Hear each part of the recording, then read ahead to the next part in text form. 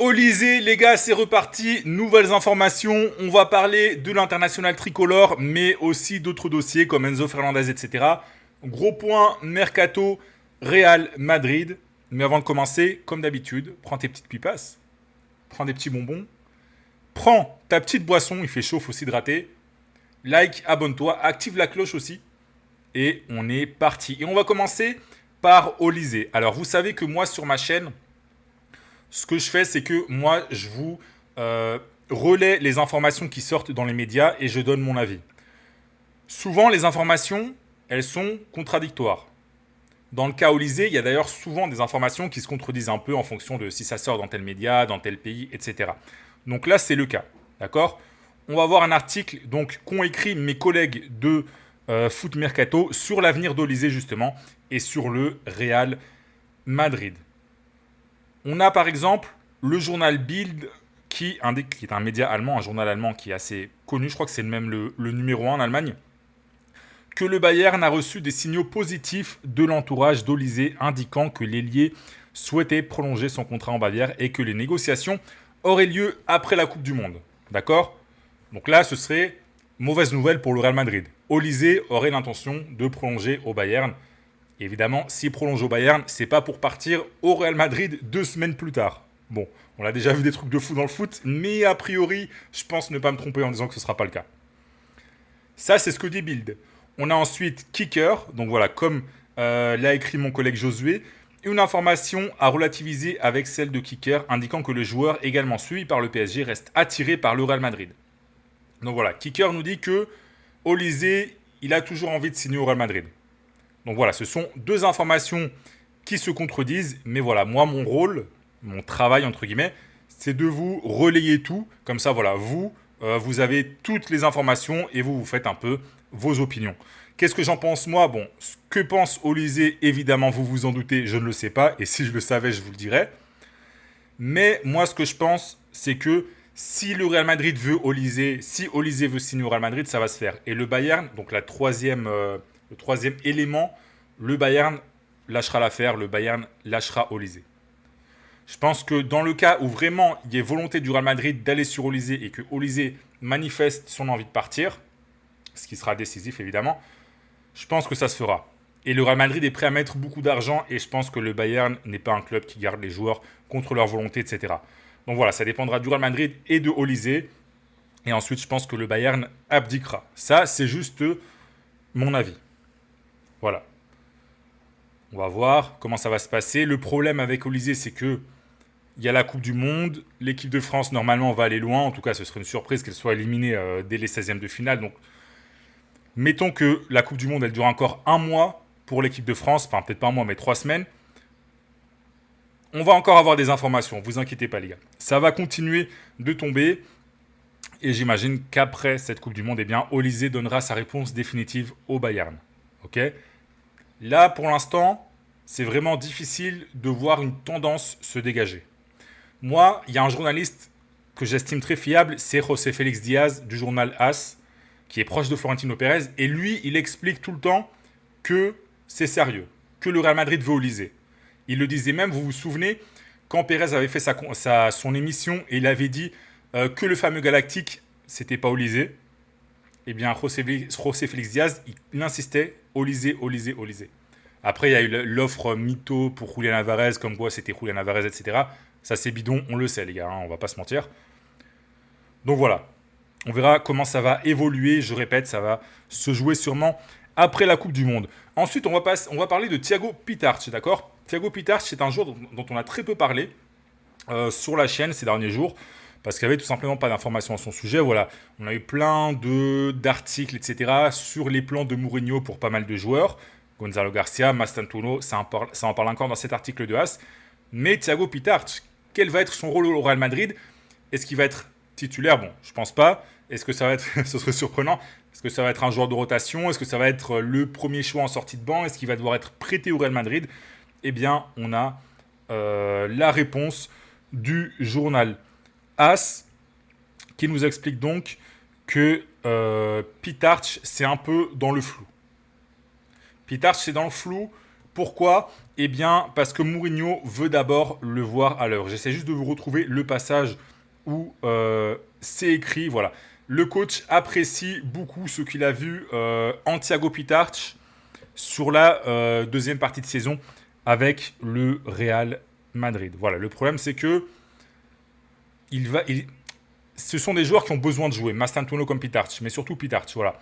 Ce que nous dit, donc, c'est que c'est que le coach veut les voir à l'œuvre et ensuite prendre une décision. Voilà. Est-ce qu'il compte vraiment sur eux pour avoir un rôle important ou est-ce que la meilleure option, ce sera un prêt? Mais en tout cas, Pitarch va avoir sa chance sous Mourinho. Voilà. Pitarch va avoir la possibilité de se montrer. On sait que la Liga, elle commence mi-août, donc il y aura sûrement 2-3 journées de Liga pendant lesquelles Pitarch pourra éventuellement se montrer, sans parler évidemment des séances d'entraînement où il aura l'opportunité d'impressionner Mourinho. Moi, à mon avis, je pense que Pitarch doit partir en prêt. Parce que là, il y a beaucoup de monde, surtout si ça joue en 4-2-3-1. Donc ça enlève encore une place au milieu. Potentiellement Enzo Fernandez qui arrive. Pour l'instant, les départs, ça ne s'active pas vraiment, même si bon, on sait que Ceballos va partir, Camavinga pourrait partir, bref. C'est compliqué, mais il y a beaucoup de monde. Voilà, pour vous résumer, il y a beaucoup de monde. Donc je pense que Pitarch, la meilleure décision, c'est de partir en prêt. Mastantuono, c'est un peu différent parce que Mastantuono, il peut jouer à plusieurs postes, il peut jouer sur un côté, il peut jouer plus haut. Donc Mastantuono, il peut toujours gratter des minutes à des postes différents. C'est pas vraiment le cas de Pitarch. Donc voilà, pour moi, Pitarch, son meilleur choix serait de partir. Article de Marca. Attendez, d'abord, je vais juste vous mettre celui-ci de As qui s'inscrit un peu dans cette durée, dans cette lignée d'informations concernant les jeunes joueurs du Real Madrid.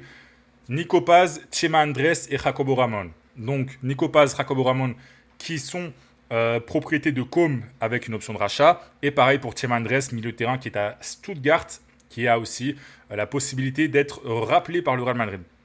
Le Real Madrid a effectivement envisagé de les faire revenir, surtout Nico Paz. Voilà, Nico Paz, à un moment, on a même dit que c'était confirmé, que c'était sûr à 100%. Mais finalement, les 3 joueurs vont rester dans leur club actuel. Voilà, le Real Madrid a pris la décision que pour leur progression, c'est mieux de rester là où ils sont. Surtout pour Paz et Ramon qui sont à Com, ils vont jouer la Ligue des Champions la saison prochaine, ils vont avoir beaucoup de temps de jeu en Ligue des Champions. Donc ce sera peut-être plus intéressant pour le Real Madrid de les faire revenir avec une saison de plus dans les bagages, avec l'expérience Ligue des Champions, pour que la saison 2027-2028, si je ne dis pas de bêtises, ils puissent revenir avec un rôle vraiment important un CV plus sérieux et plus d'expérience au haut niveau, etc. Et donc plus de chances de se faire une place dans l'équipe. Voilà. Moi, c'est dommage. Nico Paz, pour moi, dans ce Real Madrid, il avait sa place. Après, bon, c'est vrai qu'il y a déjà Bernardo Silva qui est revenu. Bellingham va jouer en 10, selon le journal AS. Donc voilà, c'est vrai que ce sera difficile de lui faire une place dans l'once titulaire. Mais Nico Paz, j'aime beaucoup et j'aurais aimé le voir au Real Madrid. Jacobo Ramon en défense aussi, il n'aurait pas fait tâche. Mais bon, là, c'est pareil. Le Real Madrid a déjà pris Konaté. Il y en a un autre qui va arriver. Donc voilà, c'est vrai que pour lui, c'est mieux de rester à Com. Et Chema Andrés, je connais moins. Chema Andrés, je n'ai pas suivi du tout ce qu'il a fait en Bundesliga. Mais apparemment, il a été bon. On va enchaîner. Le journal Marca, Mourinho demande un défenseur central, bon ça on le savait, et un Modric. Alors, vous inquiétez pas, Modric ne va pas revenir au Real Madrid, mais il veut un profil comme celui du Croate. Par contre, ce qu'on nous dit, c'est que financièrement, Enzo Fernandez, ça va être compliqué. Plus de 100 millions d'euros. Et donc, le Real Madrid, moyen. Ils ne sont pas totalement convaincus, même si pour Mourinho, c'est le choix numéro 1. Et c'est pareil pour Fernandez. Donc déjà, je ne vais pas dire que Enzo Fernandez, c'est tombé à l'eau. Quand je parlais de Fernandez, je parlais de Matheus Fernandez, le deuxième. Mais pour Enzo Fernandez, par contre, je ne suis pas en train de dire que c'est tombé à l'eau. Mais il y a d'autres options qui sont en train d'être étudiées. Voilà. Ayoub Boadi, bon, on nous répète que ce n'est pas une priorité, ça on le savait déjà. Morten Ullmann, on avait parlé de lui en début de mercato, là c'est mort par contre. Mais disons que c'est possible qu'il y ait un nom qui n'est pas encore sorti, qui apparaissent dans les prochains jours. Un milieu de terrain dont on n'a pas encore parlé, qui soit mentionné comme potentiel renfort dans les semaines à venir pour le milieu de terrain du Real Madrid. Moi, je pense quand même qu'il faut foncer sur Enzo Fernandez. Voilà, quitte à mettre 100, 120 millions d'euros, c'est bon. Florentino ne fait pas le crevard. Hein, lâche-toi, c'est bon. Mourinho, il a besoin de monde. Là, le Barça a quand même un sacré milieu de terrain. Donc, si tu veux pas te faire encore bolosser, humilier au Classico, recrute des milieux de terrain. Voilà, recrute des milieux de terrain de qualité. Ensuite, voilà, pour la défense, bon, on va faire vite parce que c'est un peu toujours les mêmes noms. Bastoni, Schlotterbeck, etc. Et Ruben Dias, comme je l'ai dit dans ma vidéo hier, c'est très compliqué tout simplement parce que City ne veut pas le vendre. Et il y a encore une fois confirmation que Mourinho voudrait un numéro 9 aussi, profil Joselu. Voilà, on en a parlé récemment, ça se confirme. Donc voilà, quand il y a plusieurs médias qui confirment sur des jours différents, c'est que c'est sérieux. Voilà, là il y avait As qui en a parlé. Je crois que c'était aussi The Athletic et la Marca. Donc voilà, si ces trois médias en parlent, c'est que c'est vrai.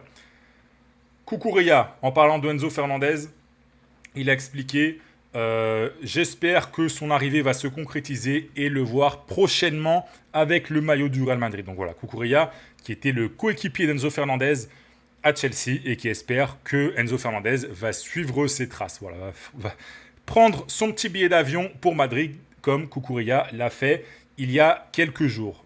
Donc voilà, intéressant. Et on termine avec une information. Alors ça, c'est à prendre avec des pincettes, les gars. C'est pas l'information la plus fiable du monde. Je vous la mets quand même.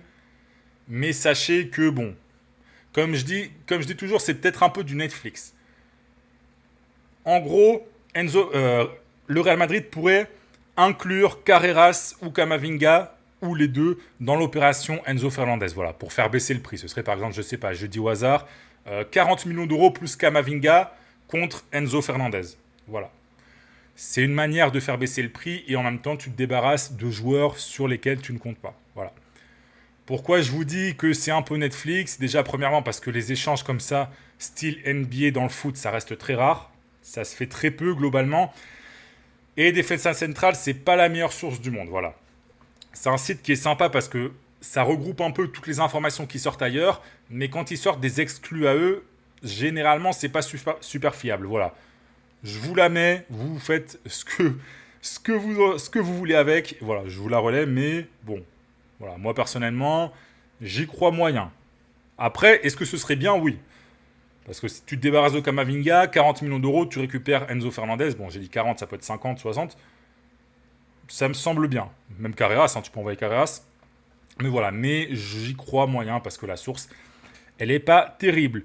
Donc voilà, c'est fini pour cette vidéo. On a fait un gros point sur le Real Madrid. Donc si tu es fan du Real Madrid, je vais juste te demander une petite chose. Active la cloche des notifications parce que je vois qu'il y a beaucoup de vidéos en fait qui commencent à tourner 2 ou 3 jours après leur publication. Et le problème, c'est que dans le foot, ça va très vite. Donc les informations qui sont tombées il y a 2-3 jours, peut-être qu'elles sont dépassées au moment où tu regardes la vidéo. Donc voilà, active la cloche, comme ça, tu as vraiment les dernières vidéos quand elles tombent.